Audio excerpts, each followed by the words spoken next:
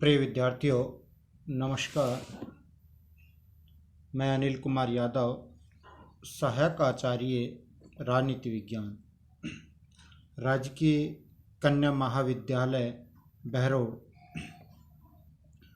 विद्यार्थियों, YouTube channel video के आज के इस वीडियो में आपका हार्दिक स्वागत और अभिनंदन। विद्यार्थियों, पिछले वीडियो में हमने अमेरिका संविधान की विशेषताओं के बारे में चर्चा की थी, जिसमें उसके 2 वीडियो हमने अभी तक अपलोड किए हैं। अमेरिकी संविधान की विशेषताओं के भाग फर्स्ट और भाग सेकंड। आज हम फ्रांस के संविधान की विशेषताओं पर चर्चा इस वीडियो में करेंगे। आशा करते हैं कि आप भले प्रकार से इस वीडियो के माध्यम से फ्रांस के संविधान की विशेषताओं को समझ पाएंगे।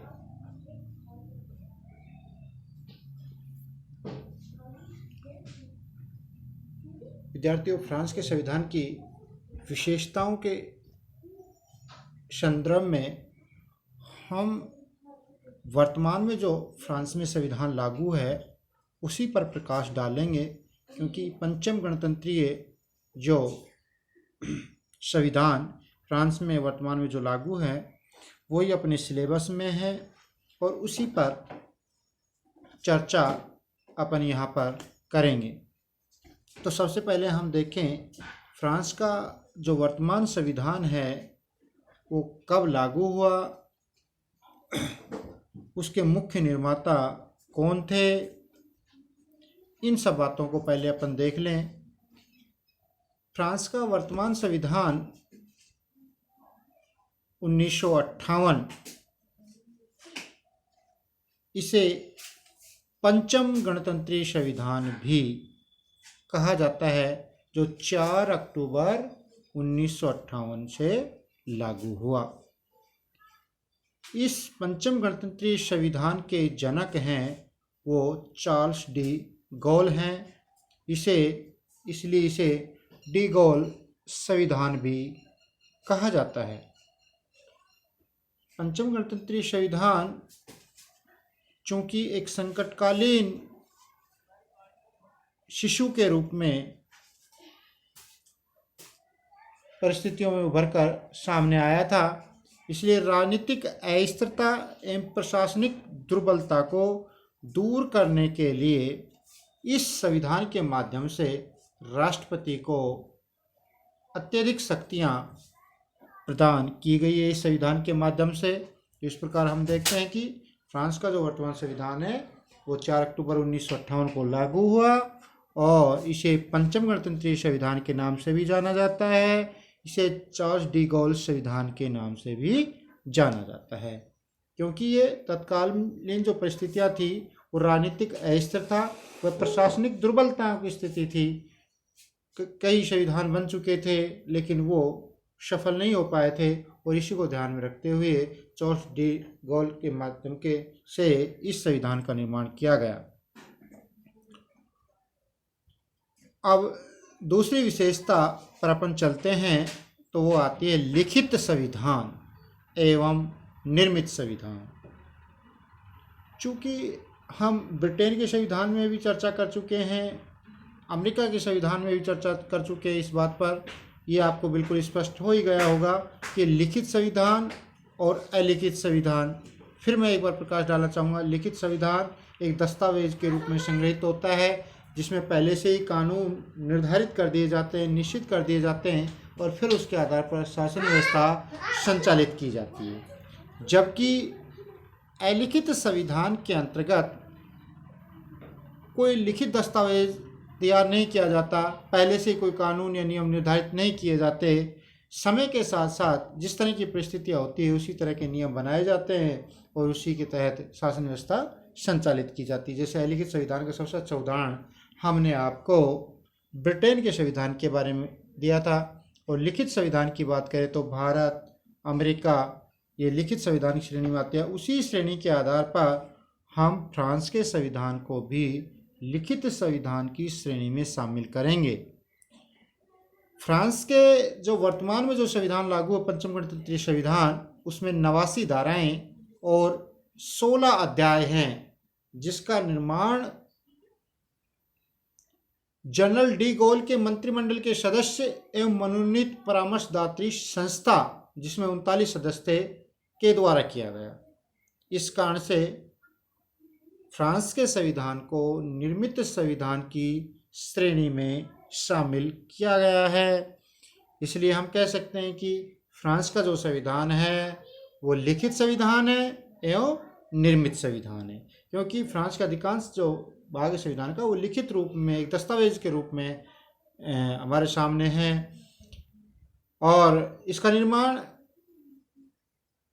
हुआ है, इसलिए इसको निर्मित संविधान, क्योंकि इसका निर्माण जनरल डी गॉल के मंत्रिमंडल के सदस्य एवं जो मनोनीत परामर्शदात्री संस्था, जिसके 39 सदस्य थे, उनके द्वारा इसका निर्माण किया गया। इसलिए इसको लिखित एवं निर्मित संविधान की श्रेणी में शामिल किया जाता है।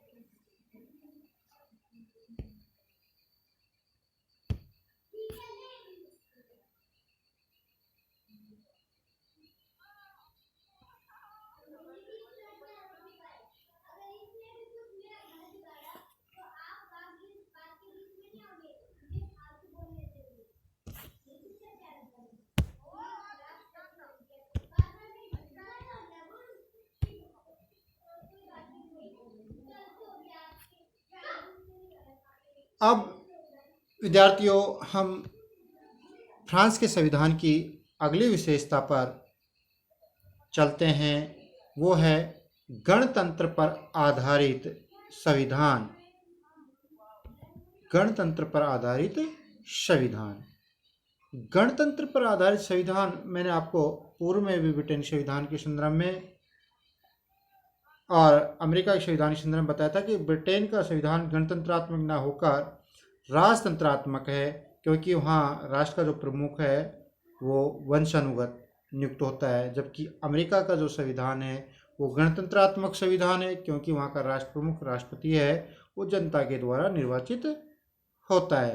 तो उसी श्रेणी में हम जब बात करें फ्रांस के संविधान की, तो फ्रांस का जो संविधान है वो भी एक गणतंत्रात्मक शासन प्रणाली पर आधारित है, क्योंकि फ्रांस में राष्ट्रपति का जो निर्वाचन जनता प्रत्यक्ष रूप से करती है, इसलिए फ्रांस गणतंत्रीय शासन प्रणाली में आता है, क्योंकि फ्रांस का राष्ट्र प्रमुख है वो जनता के द्वारा प्रत्यक्ष रूप से निर्वाचित होता है। विद्यार्थियों, एक चीज़ का ध्यान यहाँ रखना है, जब अमेरिका के संविधान में हम गणतंत्रीय शासन व्यवस्था की बात कही थी कि गणतंत्रीय शासन व्यवस्था के अंतर्गत वहाँ राष्ट्रपति का अप्रत्यक्ष रूप से जनता के द्वारा निर्वाचन होता है, जबकि फ्रांस के संविधान के संदर्भ में हम देखें तो राष्ट्रपति का जो निर्वाचन है वो जनता के द्वारा प्रत्यक्ष रूप से किया जाता है। तो ये नहीं कि केवल उसी शासन व्यवस्था को गणतंत्रात्मक शासन व्यवस्था कहेंगे जहाँ जनता राष्ट्रपति को प्रत्यक्ष रूप से निर्वाचित करे या अप्रत्यक्ष रूप से निर्वाचित करे।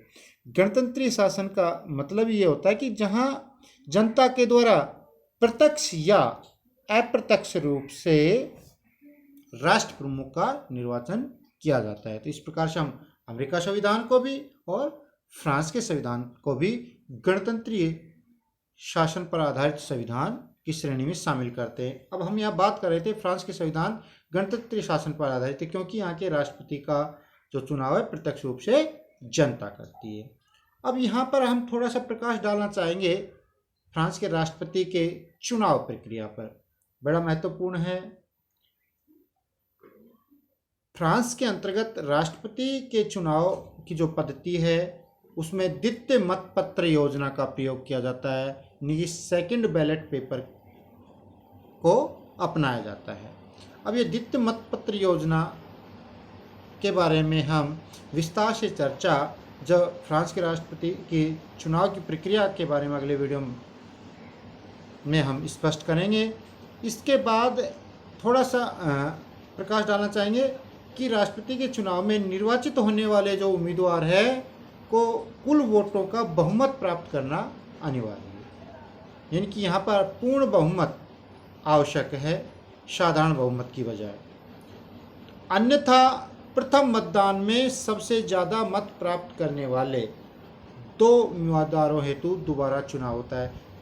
प्रथम बार के चुनाव में यदि किसी भी उम्मीदवार को, मान लो 3 या 4 उम्मीदवार खड़े हुए हैं, तो यदि प्रथम मतदान में सबसे ज़्यादा मत प्राप्त करने वाले 2 उम्मीदवारों हेतु ही दोबारा चुनाव होता है। यदि एक व्यक्ति को पूर्ण बहुमत किसी को प्राप्त नहीं होता है, तो केवल और केवल उस प्रथम चुनाव के दौरान जो सबसे ज़्यादा मत प्राप्त करते हैं, केवल उन 2 उम्मीदवारों के बीच ही दोबारा चुनाव कराया जाता है। दूसरी बात आती है अमेरिका के राष्ट्रपति की तुलना में फ्रांस के राष्ट्रपति का कार्यकाल। तो जहां अमेरिका के राष्ट्रपति का कार्यकाल 4 वर्ष है, फ्रांस के राष्ट्रपति का कार्यकाल 5 वर्ष का होता है। इसके साथ ही फ्रांस के राष्ट्रपति के संदर्भ में हम बात करें, राष्ट्रपति के पास स्वयं विवेक की शक्तियाँ भी देखने को मिलती है और फ्रांस का राष्ट्रपति किसी भी विधेयक को जनमत संग्रह के लिए रख सकता है। जनमत संग्रह का मतलब होता है जनता का मत जानना, उस विधेयक के मामले में जनता का मत जानना। तो इस आधार पर जो फ्रांस का राष्ट्रपति है, किसी भी विधेयक को जनमत संग्रह के लिए जनता के समक्ष प्रस्तुत कर सकता है। इस आधार पर हमने विद्यार्थियों फ्रांस के संविधान की कुछ विशेषताओं पर चर्चा की। आशा करता हूँ आपको इसके बारे में कुछ स्पष्ट हुआ होगा और नेक्स्ट वीडियो में हम फ्रांस के संविधान पर ही पुनः चर्चा करेंगे और इसकी अन्य विशेषताओं पर प्रकाश